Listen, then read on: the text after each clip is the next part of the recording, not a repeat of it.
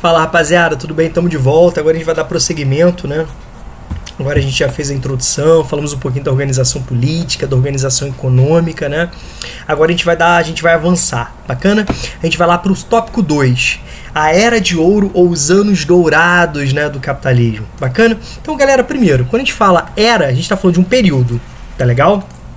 Mas quando a gente usa era, a gente quer falar que esse período marcou, né? Esse período é importante. Cara, quando a gente fala ouro, o que a gente pensa? Caraca, né? Na época de colégio eram meus anos dourados, caramba, ou seja, coisa muito boa, né? Agora, pensa, o que é uma coisa muito boa para o capitalismo? É aquilo que permite a reprodução de capital, aquilo que permite lucro, né? Aquilo que permite, né, todo o processo de reprodução, né, do seu objetivo de reprodução do capital. Bacana? Eu gosto sempre de destacar o professor Eric Hobsbawm, né, o saudoso professor Eric Hobsbawm. Vocês vão encontrar várias questões cujas referências, né, foram tiradas de livros de autoria do professor. Saudoso, infelizmente faleceu há pouco tempo. Cara, dono de uma imensa, né, obra, né, assim, de uma contribuição assim ímpar, tá bom? Era considerado o maior historiador em atividade, né? E entre os seus inúmeros livros, nós temos aqui A Era dos Extremos, que conta o que ele chama de o breve século XX, começando ali na Primeira Guerra, 1914, se estendendo até 1991, né, com a fragmentação da União Soviética. É isso que o professor Eric Hobsbawm chama de o breve século XX, né, no seu livro A Era dos Extremos. E eu tirei até escaneei aqui a parte interna. Esse livro aqui eu roubei da minha irmã, né? Foi um processo de expropriação para utilização coletiva, no caso minha, né? Aqui nós temos a primeira parte, que é a Era da Catástrofe. Reparem, né, que ela começa com a Primeira Guerra Mundial, tá? E vai se estendendo até a Segunda Guerra Mundial. Então ela pega, né, o período entre guerras, bacana, o que ele chama de Era da Catástrofe. E aqui nós temos a chamada Era de Ouro do capitalismo, tá legal? Bacana, que inicia-se naquele mundo pós-Segunda Guerra Mundial, aquele mundo onde já começa a apresentar as caras daquilo que geopoliticamente vai ser chamado de Guerra Fria, né? Bacana, e ao mesmo tempo todas aquelas transformações, aqueles processos de organização política e econômica que nós tratamos nos vídeos anteriores, tá bom? Certo? Então ela vai se estendendo até o início dos anos 70, momento onde nós temos, né, mudanças significativas. Lembre-se que nós falamos, né, sobre o momento que os Estados Unidos abandonam, né, os acordos de Bretton Woods no que diz respeito à questão da paridade dólar-ouro, né? A gente pode pegar aqui o gancho, né, e falar sobre o primeiro choque do petróleo que aconteceu em 1973, tá legal? Que gerou um processo de transformações muito forte na economia mundial, certo? É um momento de crise, né, do modelo keynesiano, do modelo fordista. É um momento de emergência e difusão de um modelo, né, que retoma o pensamento liberal. Então, aquele momento de crise abre as portas para uma retomada do pensamento liberal, que passou a ser conhecido, não gosto muito dessa expressão, mas é a expressão utilizada, é a expressão que você vai ler nas suas questões, chamado de neoliberalismo, né? O pessoal, né, da escola de Chicago, né, os neoliberais aí de Chicago, chamados Chicago Boys, com um destaque muito grande, um destaque até maior, né, do que, né, os economistas da escola austríaca, bacana, certo? E o finalzinho dos anos 70, nós temos, né, o segundo choque do petróleo, que tem a ver com o processo de revolução islâmica no Irã, tá bom? Bacana. Então esse momento dos anos 70 é um momento de crise. É um momento, então, que é um divisor de águas importante aí na história. Então, ele, de certa forma, né, representa o que nós chamamos, esse período aí, né, que vai do pós-Segunda Guerra Mundial até os anos 70, até a crise, os anos dourados do capitalismo, tá bom? Olha, por exemplo, o que o professor destaca, né? O que o professor destaca de importante aqui nessa segunda parte do livro, tá bom? Então, por isso que eu justifico aqui, ó, o esqueminha que eu fiz para vocês. Deixa eu só diminuir aqui, ó. 1945, 1973, isso aqui ficou horrível, né, porque tapou a visualização de vocês. Deixa eu trocar de cor, vou botar um amarelinho bonito, sexy aqui, ó, beleza? Então vocês já entenderam essa delimitação que eu fiz, esse balizamento, né, contextual que eu fiz, bacana, certo? E a gente vai iniciar esse período, a gente vai estudar esse período iniciando com aquilo que nós falamos, aqueles fantasmas, né, que vão nortear os grandes líderes capitalistas no pós-Segunda Guerra Mundial. Bacana? Primeiro, a gente sai de uma Segunda Guerra Mundial com uma necessidade, literalmente, de reconstruir um mundo pós-Segunda Guerra Mundial. Bacana? Então a gente pode perceber que era preciso retomar o crescimento produtivo, né? E ao mesmo tempo, o que vinha na cabeça? Era muito recente o fantasma da crise de 29, né? Uma crise que se prolonga nos anos 30 dentro de um contexto de forte recessão que nós chamamos de Grande Depressão nos anos 30. Lembrem-se, né, dos ciclos de Kondratiev. Bacana, certo?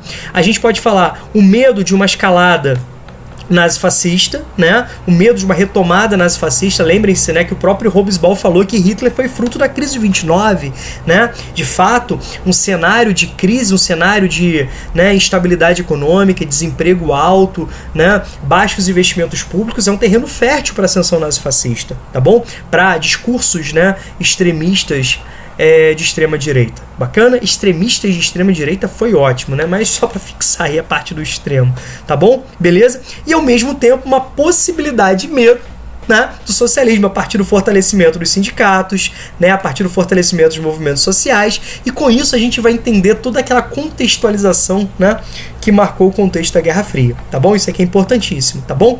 Então, por outro lado, o medo do avanço do protecionismo. O que você vai lembrar aqui? Que o mundo pós-guerra poderia criar, né, um ambiente extremamente nocivo para a circulação de bens, de capitais, de mercadorias, né, em termos planetários. Não é à toa que na Conferência de Bretton Woods, uma das instituições criadas foi justamente o GATT, lembraram? O Acordo Geral de Tarifas de Comércio, que hoje, né, nos anos 90 evoluiu, né, ganhou novas obrigações, novas responsabilidades, passando a ser chamado de Organização Mundial do Comércio. Então, para evitar esse protecionismo, né, foram criados regras, né, que buscavam uma livre circulação, criar, de certa forma, limites, né, para essas barreiras protecionistas, tá bom? Então, o papel do GATT foi muito forte. Então, isso aqui foi tudo que nós vimos, né, em vídeos anteriores. Foi tudo isso que nós discutimos, que nós analisamos, né, em vídeos anteriores, tá bom? Aí eu coloquei uma setinha aqui para vocês entenderem de continuidade, tá legal? Então nós temos essas propostas sendo discutidas, sendo debatidas, né, na Conferência de Bretton Woods. Bacana? Certo? Que nós estudamos também, que criou o sistema de Bretton Woods, ou padrão, né, monetário de Bretton Woods, né, o sistema econômico de Bretton Woods, com a criação do FMI, do Banco Mundial, a paridade do ouro, né, a criação do GATT. Bacana? Foram todos os assuntos que nós falamos.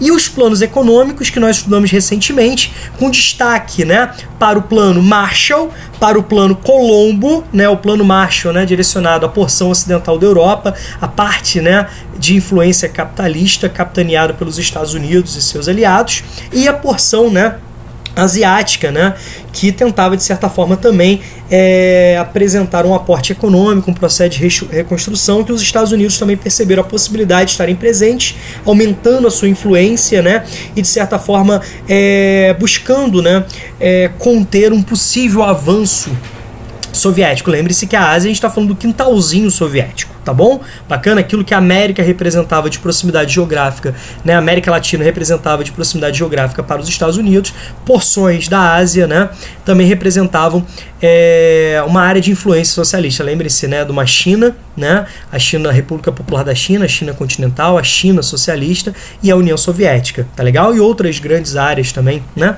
de influência socialista na região, tá bom? Isso, de certa forma, né, fortaleceu o modelo keynesiano, aquele modelo que nós estudamos, sobretudo quando nós falamos sobre o governo, né, do presidente Franklin Delano Roosevelt, o programa New Deal, né, que inaugura com grande primazia de um modelo de forte intervenção, baseado, né, em ideias de economistas que defendiam a necessidade de intervenção do Estado na economia como forma, inclusive, de evitar possíveis crises. Bacana? Um dos grandes nomes é o economista, o banqueiro, né, John Maynard Keynes, o inglês John Maynard Keynes, daí a expressão keynesianismo. Bacana? Então, consequentemente, o que a gente pode perceber? Que nós temos um fortalecimento do keynesianismo em porções da América Latina e na Ásia. Aqui no Brasil, a gente pode falar, inclusive, né, dos governos né, que se seguiram.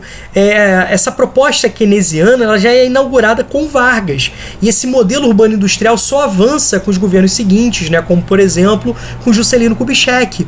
O período JK aqui no Brasil é conhecido também como os anos dourados, né, do país, tá bom? Então guarda, né, essas devidas, obviamente, né, proporções, mas essas relações com o contexto internacional, tá bom? Então é um momento onde países, né, periféricos passam por um processo de desenvolvimento urbano industrial, mudanças de orientação industrial. De fato, dá para entender, né, quem eram os países mais ricos e poderosos naquele momento? Os países industrializados, os países de grande, né, capacidade produtiva, grande desenvolvimento tecnológico. Então era preciso copiar esses países. Então você tem um processo de grande, né, avanço de governos de preceitos intervencionistas, tá bom?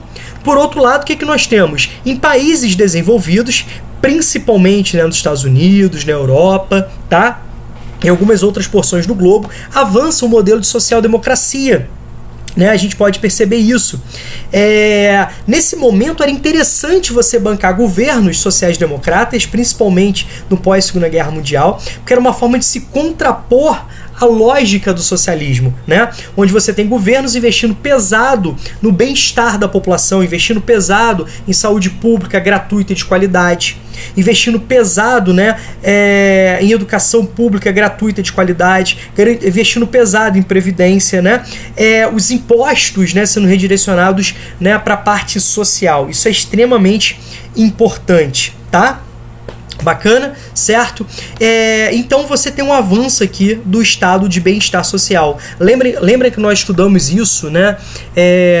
Lá no processo de reconstrução dos Estados Unidos no contexto dos anos 30, naquele contexto de recuperação econômica, né? A partir do New Deal. Bacana? Um Estado, né, que cumpre o seu papel de participante, né, da atividade econômica e social, um papel de agente, né, protagonista nesse processo, ao mesmo tempo assume a responsabilidade de gerar, por exemplo, o pleno emprego. Lembre-se da importância das obras públicas para isso, tá certo? Lembrem-se, né, disso. E de fato você cria uma atmosfera muito favorável para o consumo, onde você tem a garantia do pleno emprego, onde você tem, de certa forma, né, um custo menor em gastos de saúde e educação, que somados a uma propaganda muito forte, né, vão canalizar para um crescimento da sociedade de consumo e, consequentemente, esse crescimento do consumo em várias escalas vai gerar um processo de fortalecimento do fordismo, né? Aquela produção em massa, aquela produção em grande escala, tá? Que dependia de um mercado consumidor crescente. Então, qual que era a lógica do fordismo? Você produzir muito único produto de forma a baratear o custo produtivo, para que sempre esse produto, esse bem,